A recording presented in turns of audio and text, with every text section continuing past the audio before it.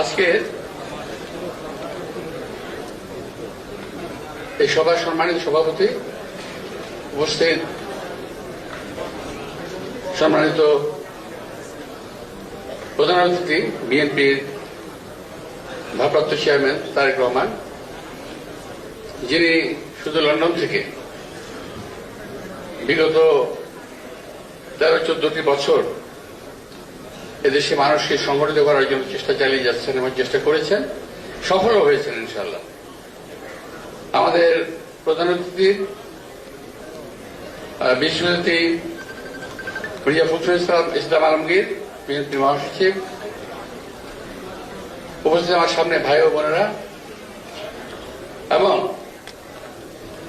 বিগত আন্দোলনে যে সমস্ত পরিবার আক্রান্ত হয়েছেন, যাদের জীবনের ভাইয়েরা শহীদ হয়েছেন, তাদের মা, বাবা, বোন যারা উপস্থিত হয়েছেন, তাদের সবাইকে আমি আন্তরিক সমবেদনা জানাচ্ছি। আমি কিছুক্ষণ আগে যখন বক্তব্য শুনছিলাম একজন মায়ের বক্তব্য, যার বক্তব্য থামছিল না, তিনি বলেই বলছেন আসলে উনি বলার মতো জায়গা পাচ্ছিলেন না, ওনার যে ভিতরের যন্ত্রণা, এই যন্ত্রণা প্রকাশ করার জায়গা পাচ্ছিলেন না।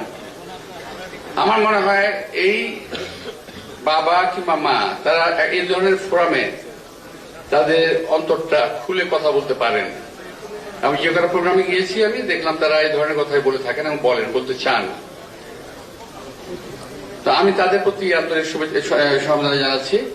তো আজকে এই দিনটি যে দিনটিতে আমরা আছি, আজকে 19 তারিখ, 15-16 থেকে 19, এবং এর মধ্যে আমরা সকলেই বোধহয় ঢাকা শহরের এবং বাংলাদেশের মা, বোন, ভাই গিয়ে যা ছিল ঘরের, কেউ বোধহয় বাড়িতে ছিলাম না, আমরা সবাই বোধহয় হাসপাতালে পড়েছিলাম এই সময়টাতে।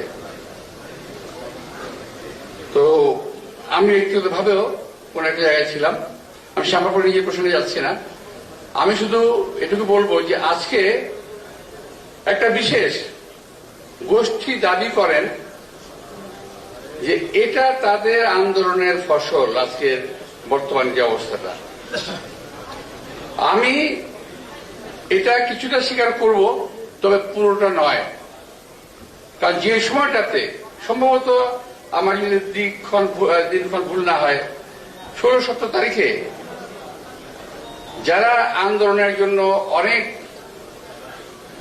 কোটা আন্দোলন, বিশেষ করে কোটা আন্দোলনের জন্য অনেক লম্পঝম্প করছিলেন, পরবর্তী যখন বৈষম্য আন্দোলনে আসলো এটা, তখন যারা একটি দিনের জন্য, একটা সময়ের ব্যাপার আছে আমাদের, আমরা যখন বিএনপির রাজনীতি করি বহু আগে এরশাদের সঙ্গে যখন আমাদের লড়াই হচ্ছে, তখন কিছু ঘটনা এমন ঘটছিল যে একটি দিনের জন্য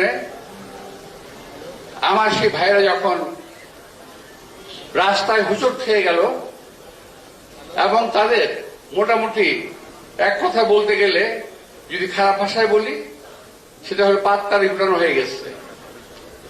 ঠিক সেই সময় আজকের প্রাইভেট বিশ্ববিদ্যালয়ের ভাইরা, আমাদের ছাত্র দলের ভাইরা, যুব দলের ভাইরা এবং আরেকটি রাজনৈতিক দলের ভাইরা, আমি কৃতিত্ব অস্বীকার করতে আমি না দিতে চাই, যে দিতে হবে, যদি না নামতো মাঠে, আজকের এই পরিবেশ সৃষ্টি হতো না। এখানে আমি বলবো প্রাইভেট বিশ্ববিদ্যালয়ের ছেলেদের, ভাইদের এবং শিক্ষকদের বিশেষ করে যথেষ্ট অবদান রয়েছে।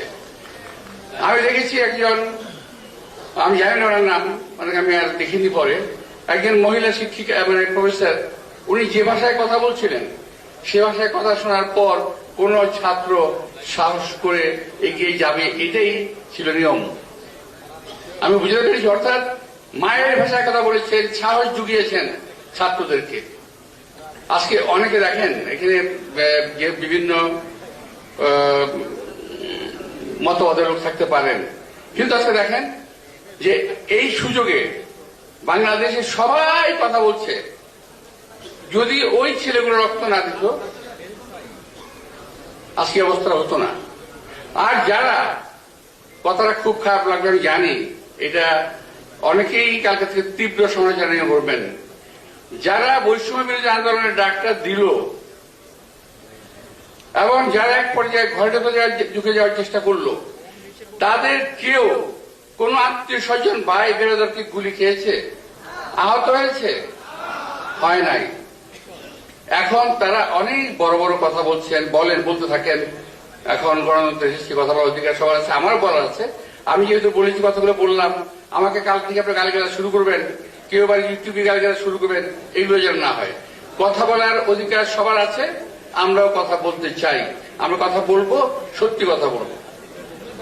বাড়ির সামনে দিয়ে আজকে বেশ কিছু মিছিল আছে আমার, বেশ, এটি আমার শেষ বক্তব্য। বেশ কিছু মিছিল আছে। তো বহুদিন 16-17 বছর মিছিলের অবস্থা পাই না। আমার বাড়ি রাস্তার পাশে, ভালো লাগে না, একটু দেখি না কারা যায়। তো খবর নিলাম যে ওখানে আওয়ামী লীগের ভালো ভালো মিছিল যাচ্ছে। আপনারা বিশ্বাস করতে পারেন, নাও করতে পারেন, কথা বলা দরকার, বলে দিলাম। আজকে গতকাল দেখলাম আরেকটা দলের পথযাত্রা, কি পদযাত্রা না, পদযাত্রা কর্মসূচি, ওখানেও আওয়ামী লীগের নেতৃবৃন্দকে দেখা গেছে। ছবি আসছে, আমার বক্তব্য না ভাই, পেপারে ছবি আসছে। তো যাই হোক, আমরা আওয়ামী লীগের বিরুদ্ধে কথা বলবো, আবার আওয়ামী লীগের নেতৃবৃন্দকে মাথায় করে নাচবো, তাদের আশ্রয় প্রশ্রয়ে দেশ বিদেশে ঘুরে বেড়াবো, এটা তো হতে দেওয়া যায় না। তাই প্রিয় ভাইরা, আমাদের এখন থেকে মনে রাখতে হবে, আমার যে ভাইয়েরা রক্ত দিয়েছেন, যে বোন বিধবা হয়েছেন, যে মা তার সন্তানকে হারিয়েছে, আমার যে ভাইয়েরা এখন মতো আমরা বেঁচে আছেন, আমাদের মাথায় রাখতে হবে সামনের দিনগুলো কিন্তু খুব ভালো আসতেছে না। আজকে আমাদের রাজনৈতিক এই অবস্থার মধ্যে থেকে ঘোলা পানিতে মাছ শিকার করার চেষ্টা করা হচ্ছে। আমরা ইনশাল্লাহ এটাকে আমরা রোধ করব, যাতে এই দেশে একটা সহজ সরল গণতন্ত্র আসে এবং আমরা ভোট দিতে পারি। আমি বলছি না বিএনপিকে ভোট দিয়ে জয়যুক্ত করেন, আমরাই ক্ষমতায় যাব, এমন কথা আমার নেতা বলে নাই, আমাদের একজন চেয়ারম্যান বলে নাই, আমরাও বলছি না।